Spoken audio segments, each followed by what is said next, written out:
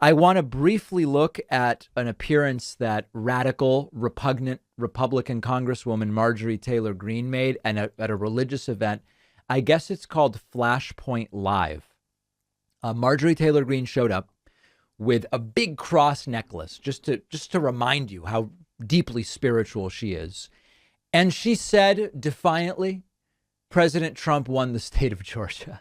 This is a religious event, and it's just a reminder of the inextricably linked Christian dominionism, Christian nationalism, and Trumpist ideology, despite Trump personally not being a religious guy. Okay, so Marge, I told you about some things I wanted to ask about, but let's dive right into the whole election integrity issue in Georgia. Right. What do these people need to do about that? Well, that's a big issue. If you're from Georgia, how many people are from Georgia? I'm assuming everyone. I love this, by the way. Absolutely love it. Okay, so we all know that elections are, of course, serious. I mean, I don't know about you guys, but I know that President Trump won in the state of Georgia. Right. Standing ovation other than one guy walking around with some kind of bucket. Completely insane, completely unhinged. And again, there's nothing in principle which makes it so that if you're an evangelical Christian, dominionist, nationalist type, you have to believe that the guy who lost actually won. Like, you could just be a Christian dominionist and be like, no, Trump lost. But this movement has blended these two things together in a very disturbing way. Next clip.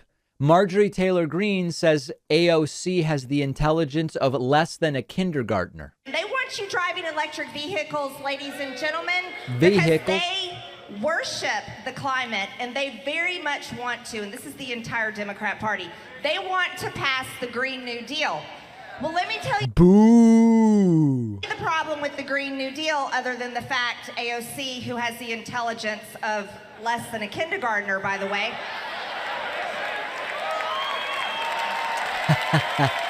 That's a big applause line for this group. It's true. I work with her, I know. But anyways, the Green New Deal, the problem with the Green New Deal, other than the fact that it brings carbon down to zero, which doesn't make sense because what do trees and plants like? This is so stupid. So she's like, listen, trees and plants like carbon dioxide. The trees and the plants breathe in the carbon dioxide and they spit out the oxygen. We breathe in the oxygen, spit out the carbon dioxide. Now, this is stupid for it's probably stupid for 10 different reasons. But as I'm sure many of you know, the issue is balance. The issue is balance. We have a planet. We have a world, as Donald Trump likes to say, and we need the oxygen and the CO2 to be in balance. The issue is we are overwhelming the planet with CO2 more than the trees and the plants can deal with. Conversely, when she talks about, listen, okay, you get it. It's very stupid. She's throwing stones while in a glass house. Then she calls the left godless. And I love my state. I've lived here. I was born here. I grew up here, just like many of you. And there is no way that we are going to hand over our home state of Georgia to the radical, godless left. What does that even mean, hand over the state? I mean, Biden won. That's what, you can't really change that now, try as they might. Marjorie Taylor Greene is still talking about Brad Raffensperger, the Secretary of State, who, I mean, listen, for all of his faults, refused to just flip the election because Trump wanted it flipped. And then we have someone running, and this is where we're all going to have a little trouble because I'm still having trouble. Uh-oh. We have another woman. It's like a trifecta, everyone. Another woman running for Secretary of State against Brad Raffensperger. Right. Well, I supported Jody Heiss. Jody Heiss is an absolute lunatic extremist who we've talked about before. So still talking about Brad Raffensperger. Greene warns that Stacey Abrams is a major threat coming in November. She's the Democratic gubernatorial nominee. I would love for Stacey Abrams to be the next governor of Georgia. We have a major threat coming in November. and I'm going to say there's 3 of them, and I don't think there's enough people talking about this. Right. One of them is named Stacey Abrams.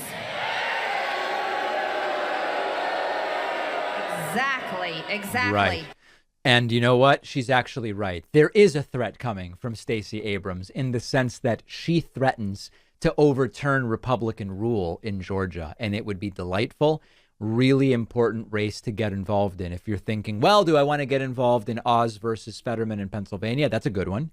There's lots of important races that could make a difference. Georgia having a Democratic governor could be a huge deal in 2024. We'll have these clips on our Instagram, which you can find at David Pakman Show. Back right after this.